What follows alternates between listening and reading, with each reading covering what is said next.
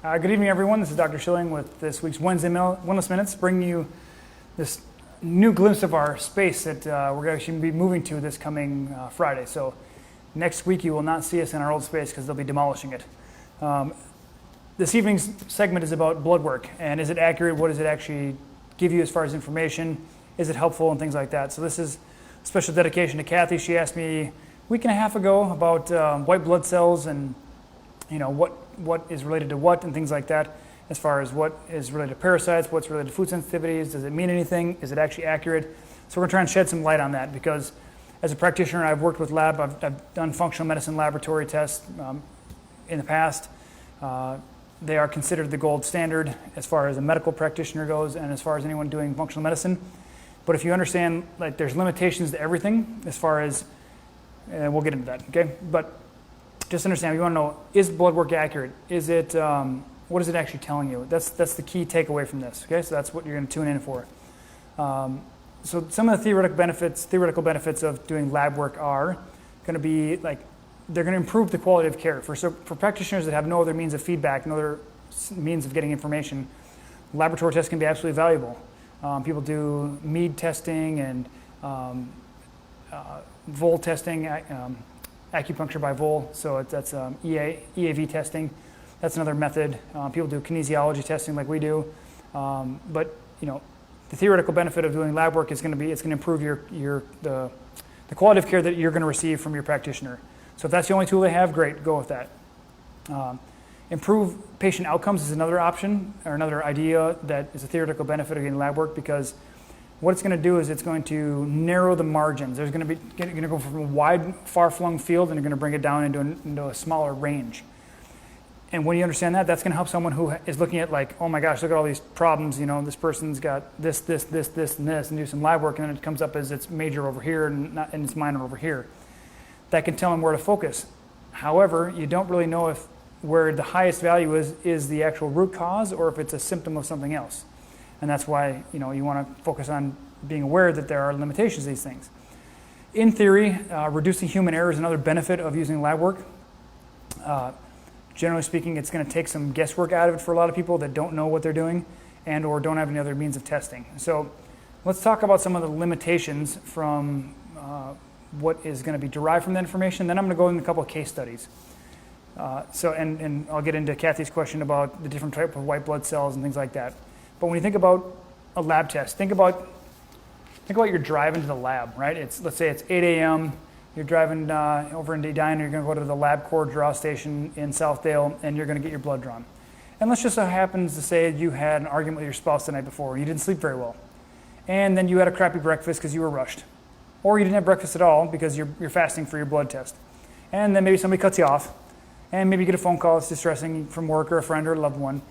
All these factors come into play and can change your blood chemistry in an instant, okay? Your levels of cortisol, your levels of TSH, your blood sugar, all of this can change in an instant. And so you want to take into consideration that all these have a factor. I consider 7 things that are primary as far as what are going to affect you. Stress, toxins, foods, hormones, infections, injuries, and then neuroemotional stresses, okay? So I'll say them again. Stress, toxins, foods, hormones, infections, we call them microbial imbalances, injury sites, and then neuroemotional stresses. Those are 7 things that I think affect everyone on a daily basis. And whether you're in harmony or disharmony is going to determine greatly what happens when they pull your blood. And for years, I'd send people's urine to the lab. I would take their saliva and send it to the lab. I would take their blood and send it out to the lab. So one of the big things is that compares you to other people. So if you think about there's databases out there. So LabCorp has them, SpectraCell has them, Great Plains Labs has them. There's tons of labs out there. And they all have these ranges based on other people. And my one question is to any participant that comes into clinic, would you like me to compare you to other people or you to you? And invariably people say, well, I'd rather you understand, like, what's my optimal and how I'm functioning my best and see where I'm at compared to that. And I say, fantastic. So we can spend thousands of dollars and send your blood, urine, and saliva off to labs, and we can get that information. Inevitably, it's one data point. It's that day at that time, and it's only going to give you information about what your biochemistry is in that moment. Now, there are things like cycle testing, like Dutch dried urine test for comprehensive hormones is Dutch. Is of the lab tests, it's a good one because it can test your hormones over a cycle. You'll take your urine over a period of time during the day, and you'll get a better aggregate. You'll get a bigger picture, more data points, give you more information. But again, it's that day. And you're trying to map out how you're going to treat someone's hormones based on either a blood test, which is one day at one time, or your urine over one day. What if that was a great day? What if it was a crappy day? Then your practitioner has to monitor your symptoms and say, okay, are we managing your symptoms based on, are you too high here, too low here, how are we balancing it out, and things like that. So there's a lot of guesswork that goes into that. So that's another consideration to take into consideration, if you will. Ultimately, the lab is going to spit out a number, and you're more than just a number. Like, you are so complex. It's a lab test that's attached to your blood, which is attached to your body, which is attached to a person, which is attached to a life. And all those things have so many different interactions and how many things that can change that. So when you think about it, you're more than just a number. Like, I can tell you thousands of people that I've interacted with that say, I've taken my blood work, I've taken it to my doctor, and they say, look, you're completely normal. And yet you have these crazy symptoms that say, I feel like crummy, I feel crappy, I have no energy, I have fatigue, I'm tired, my bowels are wrong, they don't feel good, gas and bloating, I got headaches and all this stuff, and your labs seem normal. Okay, we'll talk about that in a second as far as what a laboratory range is versus a functional range. Okay, there's a big difference, and you need to be armed and dangerous with that when you go to your practitioner if you're getting lab work done to say, this is what I'm dealing with. And I need these tests run, and I also need to understand what the functional range is versus the laboratory range. Okay, we'll talk about that in a second. Lab tests, functional range versus laboratory range. It's a one-size-fits-all. Like, you're ultimately going to look at a range depending on if it's a laboratory range is really big versus the functional range, which is much more narrow. And if you understand that, then you can understand that you're just kind of being lumped in there. Are you below normal? Are you above normal? Are you in the normal? What does that mean when it happens? Okay, how do you figure that out? So don't look at things just like a one-size-fits-all. You're lumped together with everybody else. It's not that simple. You can't, in my opinion, as a clinician, I can't just simply throw you in there with everybody else and say, nah, I hope it works out. Basically, dysfunction is the real new normal, right? And that's why, if you know anything about a bell-shaped curve, it's just like an upside down, or like a bell. Okay, it goes like this. And in the U.S., they have stretched the bell curve out in order to fit more people under the normal section, which is in the middle, because then insurance companies don't have to pay for things that are outside of normal. So when you stretch it, because there's so many diseased and unhealthy people, that a lot of people fall in the normal section when they're actually abnormal.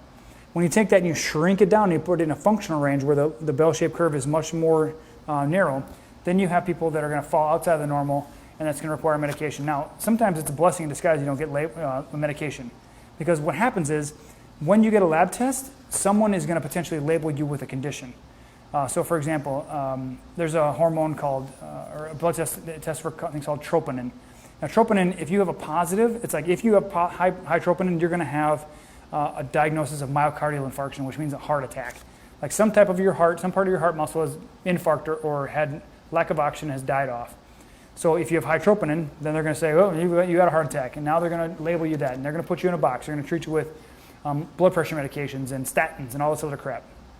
So be very mindful that, you can go get a COVID-19 test, but if you get tested positive, guess what? You get thrown in a bucket, and you get everybody else following you around, tracking you, monitoring you, and potentially monitoring your quarantine. So be very mindful of what you're getting yourself into when you go take a test.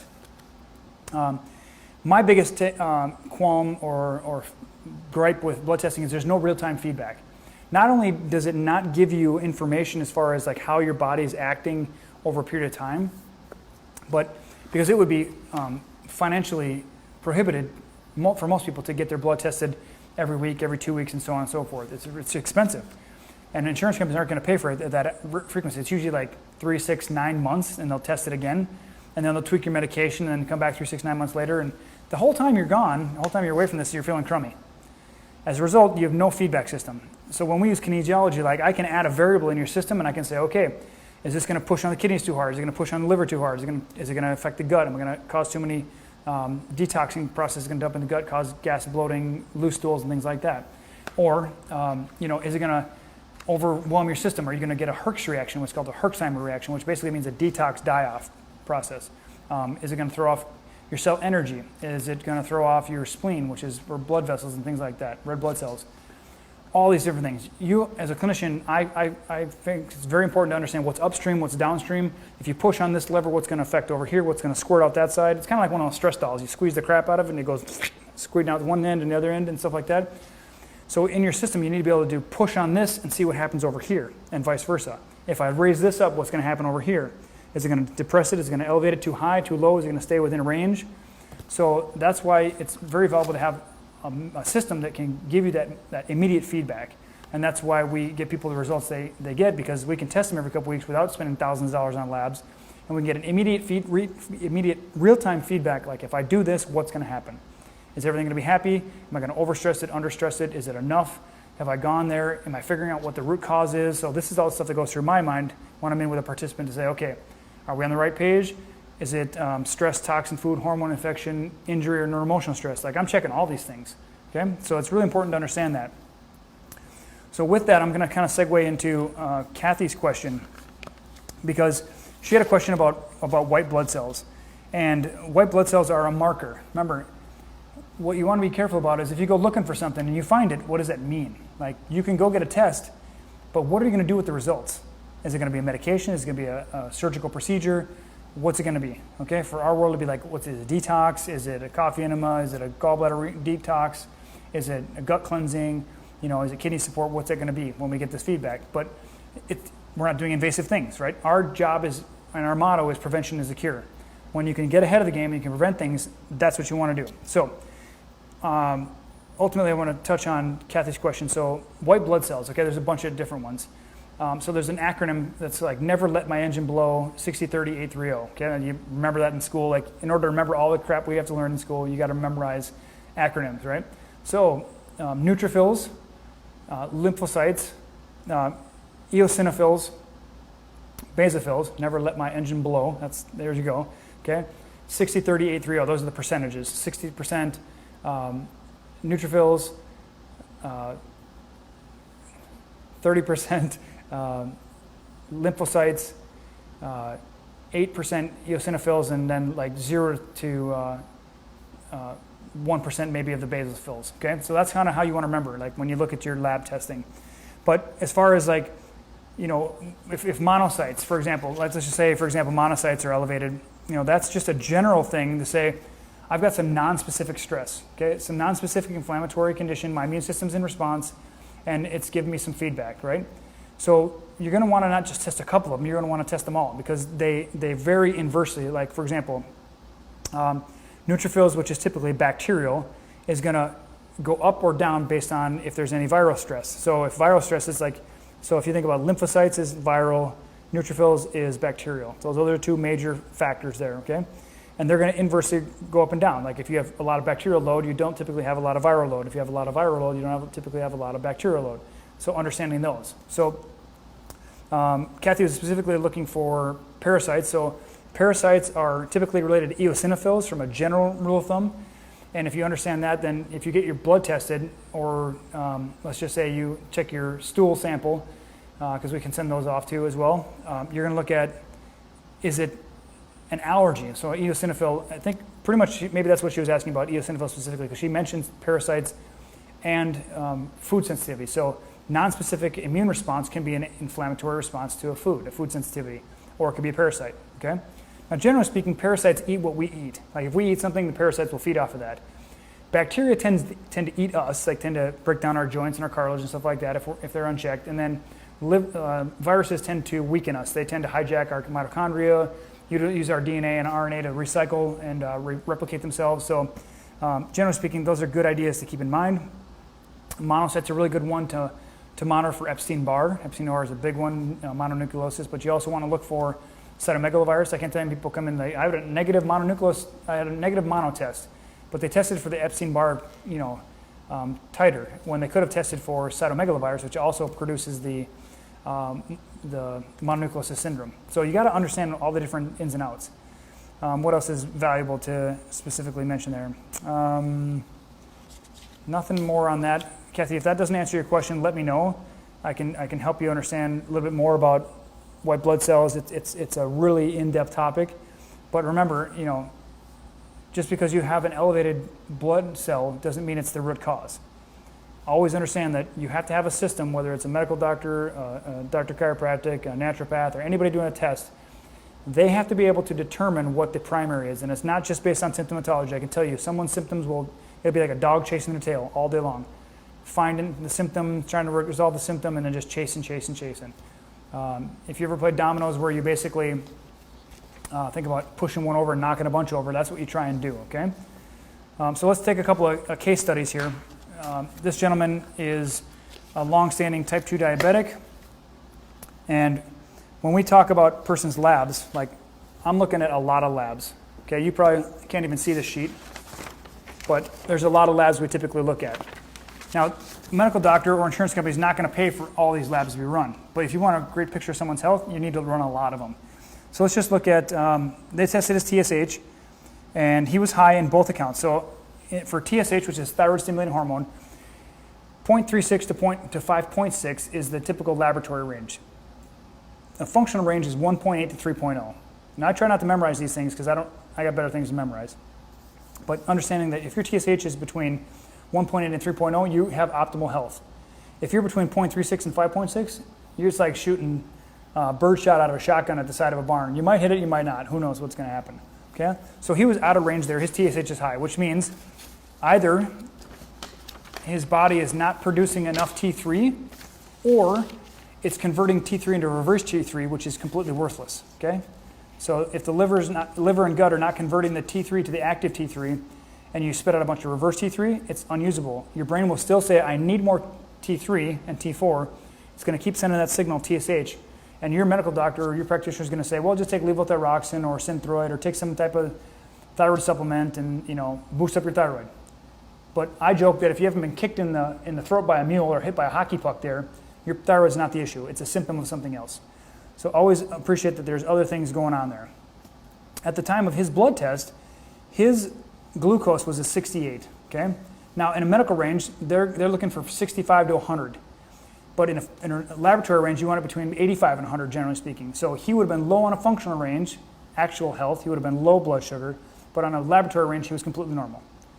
When you look at the hemoglobin A1C, which is like a 21-day average of how your blood cells are handling your sugars, he came in at an 8. Now that's high on both accounts because the functional range is 4.8 to 5.6, which is a tight range, and then you got 4 to 6 as a medical range. So he's high on both of those, okay? So that means he's not handling his blood sugar really well. Sodium, potassium were okay, creatinine was good. His blood urea nitrogen, he was at 19, which is in the medical range. 8 to 25 is the range for blood urea nitrogen, BUN in other words, BUN, and then the functional range is 18 to 13, 18. So out of the 7 tests that they ran, on a functional range, he was high on 5 of the 8, and on a laboratory range, he was high on only 2 of 8, just to give you an appreciation, okay?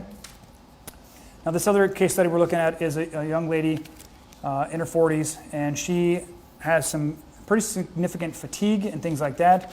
This is sort of touching base on, understanding how someone might look at their labs again. So she did white blood cells, she did hemoglobin, red blood cells, and what else did she do over here? Let's see, Epstein-Barr titer and things like that, Epstein-Barr antigen. Okay, so example, she is on hemoglobin, which is related to your anemia, whether you have enough ability to carry blood oxygen to your cells. She was a 13. Now, medical range, she's 12 to 16 is normal, so she's normal there.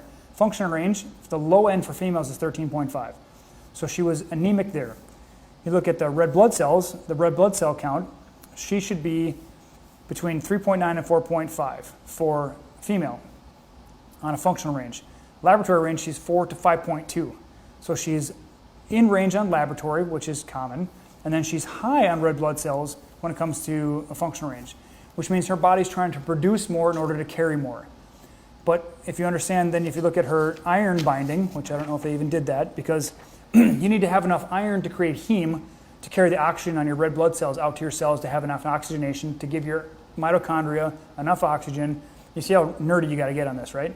So when you understand the downstream versus the upstream, like you can have enough oxygen, like say you're not anemic, but you have a low red blood cell count, so you might not be getting the delivery system, okay? And then if you have high red blood cells, but you have too low iron, then what can happen? You don't have enough heme to hold on to the oxygen on the red blood cell to carry it out to your cells. So there's a lot of things going on here, right? Let's just look at neutrophils, okay? And so if we recall, our neutrophils are an indicator that she might have a bacterial infection, okay? Or imbalance, microbial imbalance, call it that. So she was a 67, and a laboratory range 45 to 70 is normal, whereas a functional range is 40 to 60. So she's got high neutrophils, so possibly a bacterial infection. She then had, remember, lymphocytes and neutrophils vary inversely. So as bacterial stress goes up, viral stress typically goes down. So she's now a 23% on the lymphocytes, which in a laboratory range is 20 to 44. So she's fine there, once again. And then we go into lymphocytes in a functional range is 25 to 40. So she's low now. So now we see in a normal pattern where she's low on lymphocytes and she's high in neutrophils. And then we look at the monocytes. Okay, if we remember what the monocytes are, that's general, non-specific, could be an Epstein-Barr, okay? And you'll find out in a second how important this is. So she's now high on a functional range because you need to be less than 7 on your monocytes. For laboratory range, it's 2 to 10. So the medical doctor is going to miss this, okay? Which is a key data point because her monocytes are high. And then when you look at the Epstein-Barr titer, she is normally supposed to be between 18 and 21 on the Epstein-Barr, okay? She's 218. I'll repeat that again. She's supposed to be between 18 and 21. She's 218. Another key data point is she's high in her monocytes. So likely she's got either some type of mononucleosis causing some chronic fatigue syndrome, or that's just wagging the dog and something else is causing that stress, okay? She also had where her nuclear antigen for EBV is supposed to be, EBV, that Epstein-Barr virus, is supposed to be 18 to 21. She's also 128. So she's wicked high on 2 of the titers for Epstein-Barr. She's anemic, and she's low on red blood cells. Excuse me, she's low on anemia, so she's got low blood oxygenation, but she's also high on red blood cells. So her body's just trying to compensate, right? Now that was that day. What if the next day she had a lot of rest, she hydrated well, she ate well? That's probably going to change that. We don't know, okay? But this is just how important you need to really drill down. So if you need functional ranges for this kind of stuff, if you need to understand, like, what does my doctor need to test? What are the ranges I need to look at to determine my actual health? It's critically important that you have someone that is knowledgeable in this. I take courses every year and try to understand this because people inevitably are going to bring me their labs, and I'm like, great, you know what? I appreciate you bringing that information. It's one data point. In my mind, I'm thinking, okay, this is one data point out of the grand scheme of things. It's that day. If it wasn't within the last 30 days, I'm not really concerned about it because so many things change from one day to the next, because 30 days ago, that's a whole different lifetime as far as someone's blood goes, okay? If they come in and say, I've been taking it every 2 weeks for the last 3 months, fantastic. Now let's start looking at it. Now we can talk about some cheddar, like what's going on here, what's happening. But understand that this is a massively dynamic and complicated system, and you need to have a way of figuring out what's going on. So I focus on what's the symptom, where's it coming from, how to get rid of it, and how to never have it again. And that's what you should require from every person you work with. They should teach you how to help yourself, because doctor means teacher. They should tell you what your symptom is, where it's coming from, how to get rid of it, and how to never have it again, okay? So that's a lot. You might need to watch this 1, 2, 3, 5 times to get all of it and understand it. Ultimately, just know that who you're working with is going to give you the right information because it's complex. And unless you want to spend your time studying this stuff, you know, I'm telling you, it's not that exciting, okay? What's exciting is seeing someone like you thrive instead of suffering. Like, there's so much unnecessary suffering going on. Just stop the insanity. If you grew up in the 80s, maybe it was the 90s, there was a woman named Susan Powter. She had this bleached blonde hair, and she used to be like, stop the insanity. It was one of her infomercials or something. It just sticks in my mind. Just stop the insanity. Stop the unnecessary suffering. You don't have to suffer unnecessarily anymore. So do yourself a favor. Get with somebody who is functional medicine educated, is either certified or has taken classes or knows how to look at this stuff from a functional medicine standpoint, so it can take the laboratory range and shrink it down and tell you, do you have optimal health? If you want to go that route, look for someone who does it with lab tests. If you want what I think is another level above that and gives you a higher standard of care, gives you a greater feedback because you can test things in real time and say, if I push on this, what's going to happen over here? That's kinesiology. You can do it somewhat with MEAD testing or EAV testing. EAV is electroacupuncture by Vol. MEAD testing is acupuncture diagnosis is basically what it is. It monitors your acupuncture meridians and gives you some feedback. And there's Zyto testing too, where you can test your acupuncture meridians and like add things in and subtract things. But you got to have a way of getting to the root cause. I can't express that and stress that enough. You got to get a way to get down to the root cause. So if you don't know how to do that, if you don't have someone doing that for you, if you're like, man, I really like the person, but I'm just not getting anywhere, then give a call to someone who can get you where you need to go. Because if you like what you've been getting, keep on doing what you're doing. If you don't like what you've been getting, do something different, okay? If you want to change something about your life, do something you do different. Do something that you do on a daily basis different. Like change something, change who you're working with, change what you're studying, change what you're thinking, how you're eating, stuff like that, okay? Let us know how we can be of service. Let us know how we can serve you and your families, your loved ones. We're here to serve you. Like we do this every week to provide value to you and your families. We know we're providing valuable information and creating a positive set of information out there. So let us know how we can serve you. Message us below, DM us, whatever you got to do, text, email, phone call. Let us know how we can help.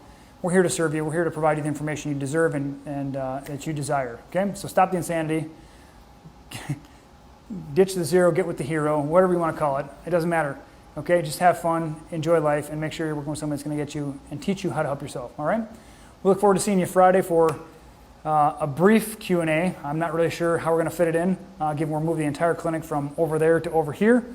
But we're excited about it, and we're excited to share that with you. We'll do a video walkthrough. That'll probably be part of our thing. I don't know yet what time we'll go live with that. We'll see. It's a lot of stuff going on, guys. We're super excited. We're definitely gonna have to bring Heidi on live because she's an exciting addition to our team. So we're excited for you to meet her, do a Q&A session with her, get to know her, so you guys can know who's gonna help you with all your medical needs and things like that. Okay. So for now, we'll sign off. Have a great evening. Get outside, enjoy the beautiful, beautiful sunny day out there. We're heading out there now ourselves. So much love to y'all. We'll take care. We'll talk to you soon. All right. Bye bye for now.